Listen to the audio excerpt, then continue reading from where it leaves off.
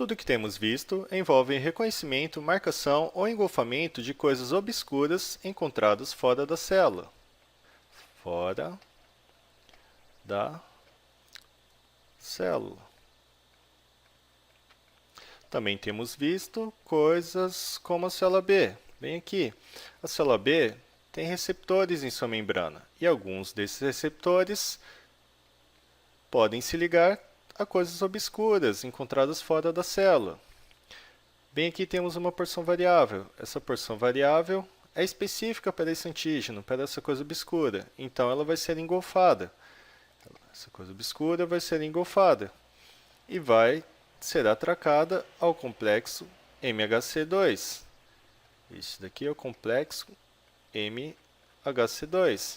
O complexo vai migrar até a superfície, até a membrana para se apresentar e vai levar um pequeno pedaço dessa coisa obscura, bem aqui.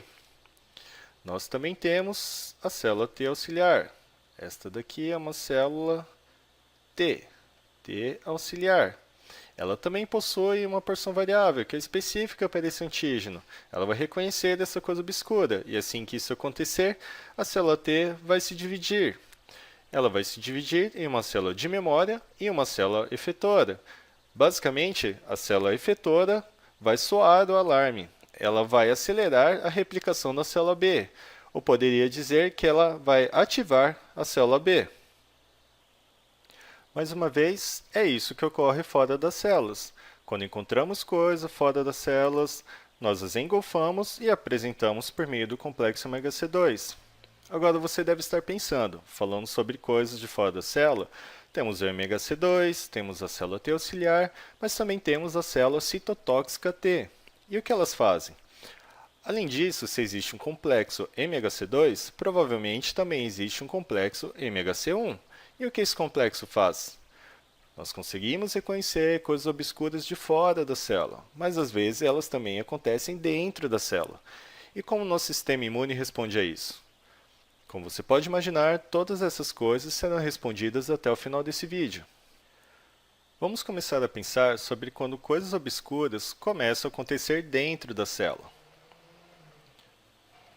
Dentro da célula. Por exemplo, isso não necessariamente é causado por um vírus ou uma bactéria. Pode ser que a célula esteja indo mal por conta própria. Eu vou exemplificar. Bem aqui temos uma célula cancerosa. Ela tem algumas mutações e está começando a se multiplicar loucamente. Aqui temos outra célula cancerosa. E por causa dessas mutações, elas vão produzir algumas proteínas estranhas. Essas células cancerosas estão produzindo algumas proteínas estranhas. Toda célula tem um núcleo em seu interior, com exceção das células sanguíneas vermelhas, e também tem um complexo MHC1.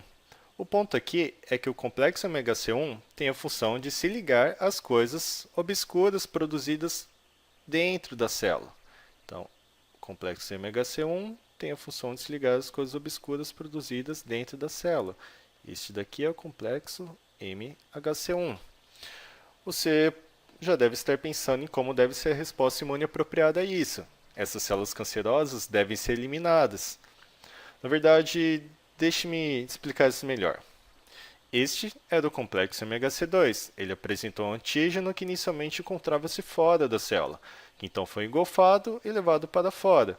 Já o complexo MHC1, ele vai se ligar às coisas obscuras de dentro da célula e as apresenta para fora. Ele vai apresentar essas proteínas estranhas, como se dissesse, ei, essa coisa deve ser eliminada. Agora, como você pode imaginar, o que irá eliminar essa coisa? Bom, é exatamente aqui que a célula citotóxica T entra em cena. Esta daqui é uma célula citotóxica T. A célula citotóxica T vai ter um receptor bem aqui. Essa porção variável é específica para essa coisa obscura, para esse antígeno. Então, eles vão se ligar bem aqui. E uma vez que isso acontece, ela vai dizer, ó, temos uma coisa obscura aqui. Proteínas estranhas estão sendo produzidas nessa célula. Essa célula e outras como essa precisam ser eliminadas. E a célula citotóxica T vai começar a se replicar. Ela vai se replicar em uma célula de memória e uma célula efetora. Então, esta daqui é uma célula de memória, uma célula citotóxica T de memória, e essa daqui é uma célula citotóxica T efetora. Como sabemos, a versão efetora de algo é a versão que faz alguma coisa. E o que ela vai fazer? Ela vai começar a se ligar a coisas que apresentam o mesmo antígeno, como a parte no topo do complexo MHC1. Esse caractere bem aqui. Deixe-me desenhá-lo novamente. Este é o complexo MHC1. E aqui temos o antígeno, essa proteína estranha, bem aqui. Vamos desenhar a célula efetora. Esta daqui é uma célula citotóxica T efetora. Lembre-se, as porções variáveis elas devem se combinar. Então vamos dizer que essa daqui é uma célula T efetora, uma célula citotóxica T efetora. Seu receptor, sua porção variável, é compatível com esse antígeno, ela é específica a esse antígeno. Está sendo apresentado bem aqui. Este é o complexo MHC1 e essa célula T efetora. Este C aqui é de citotóxico. E o que ela faz é se atracar as células que precisam ser destruídas. É isso que ela faz. Isso não ocorre apenas pela interface do complexo MHC1, mas na verdade existe uma série de proteínas envolvidas com isso. Vamos desenhá-las aqui. Veja, eu não estou desenhando isso em escala. Em uma escala celular isso deveria ser bem menor.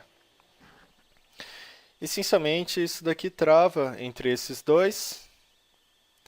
E eu não vou entrar em detalhes, mas basicamente podemos chamar isso de imunossinapse, que é quando temos essas duas coisas interagindo entre si. E quando é realizada a identificação, ela diz: ok, eu tenho que destruir isso, ou então fazer essa coisa se autodestruir, e começa a liberar moléculas. Ela vai começar a liberar moléculas. Ela pode começar a liberar moléculas como perforinas, e essas perforinas irão causar folgas ou orifícios na membrana da célula. Ela também pode liberar outras coisas, como as granzimas. E assim que essas granzimas entrarem, elas podem levar essa célula a se autodestruir. O ponto aqui nesse vídeo é apreciar algo que eu ainda não comentei. Nós já havíamos falado sobre o que acontece quando identificamos coisas obscuras de fora da célula. Então, o que acontece até ativarmos nossa resposta imune. Agora, nós estamos falando sobre a identificação de coisas obscuras dentro da célula. Elas são apresentadas pelo complexo MHC1, então as células citotóxicas T as reconhecem e as forçam a se autodestruir. Mas isso não ocorre apenas com células cancerosas, isso pode ser aplicado também a células infectadas por vírus, como por exemplo esta célula bem aqui. Aqui está o seu núcleo, ele já foi infectado por um vírus, de modo que o vírus já tenha sequestrado a sua maquinaria celular para se replicar. O vírus sequestrou a maquinaria celular desta célula e está se replicando. A resposta imune apropriada seria: ei, olha, eu sou uma máquina de fazer vírus, eu deveria me autodestruir. Então, ela vai destruir algum dos antígenos que estão sendo produzidos em seu interior pelo vírus e vai ligá-los ao complexo MHC1, para então apresentá-los na membrana. Bem aqui, o complexo MHC1 está apresentando esse antígeno na membrana. E então, este processo pode ocorrer novamente.